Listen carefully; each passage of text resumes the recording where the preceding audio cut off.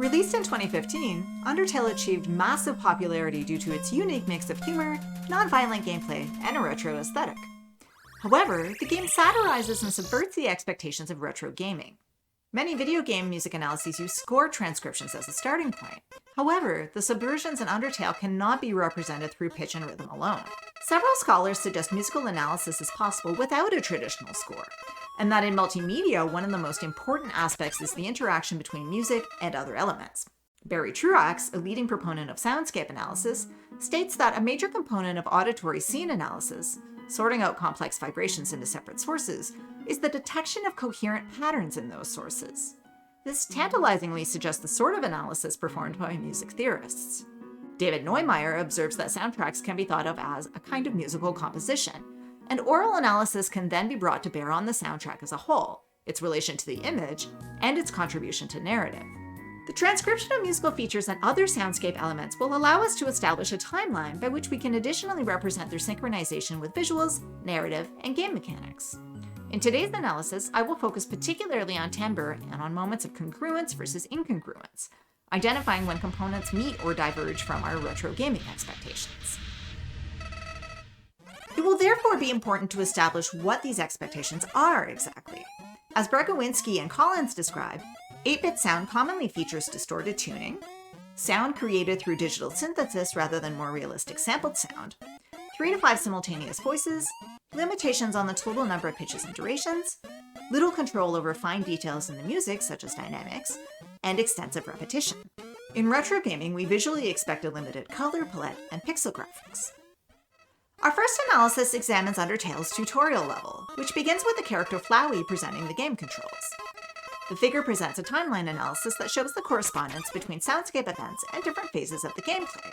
The song Your Best Friend is repeated, unchanged, through the initial story exposition and tutorial, but at the moment where Flowey reveals that he is the player's enemy, at 102, in other words, that the narrative and gameplay will not function as expected, the music is distorted through deceleration and transposition down a semitone, then stops completely. The musical distortion and shooting sound effects act as cues to disrupt the progression of both the expected tutorial and of the music. The entry of tutorial at 137, a character who assists the player, reestablishes conformity with the gamer's expectations for tutorials, and is accompanied by a return to consonant synthesized music. In the denouement, the protagonist faces a final reckoning with 2 of the major characters.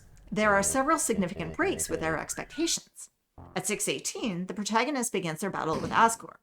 Prior to this point, the game had used 16-bit color, but here more gradation of color is introduced. The music changes from synthesized sound to a blend of sampled and synthesized sound. This creates an incongruency with the expected retro gaming aesthetic. At 13:43, everything stops and no sound occurs for 19 seconds.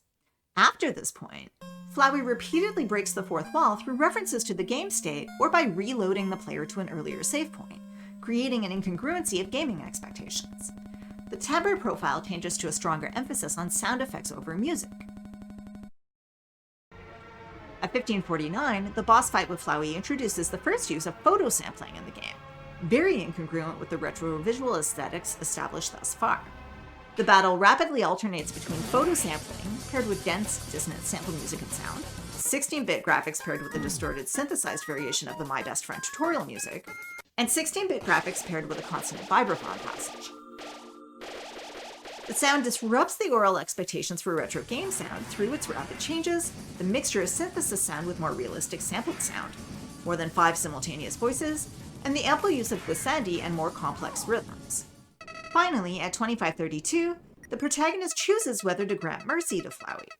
The game restarts from the beginning with 16-bit graphics and tonal music mixed with synthesized sound effects, returning to the game's expected status quo.